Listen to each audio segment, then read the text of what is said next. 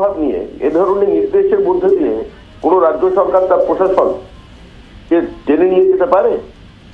সরকারি কর্মচারীরা প্রতারণার শিকার, পেনশনভোগীরা প্রতারণার শিকার, কেন্দ্রের হাতে দিয়ে দিতে পারছেন না, ফ্যাটে হেরেছেন, সিঙ্গল বেঞ্চে হেরেছেন, ডিভিশন বেঞ্চে হেরেছেন, সুপ্রিম কোর্টে চলে গেছেন। সুপ্রিম কোর্টে প্রতিদিন তারিখের পর তারিখ নিয়ে কার্যত তারা কালোহরণ করছে, প্রতারণা করছে রাজ্য সরকারি কর্মচারীদের সঙ্গে।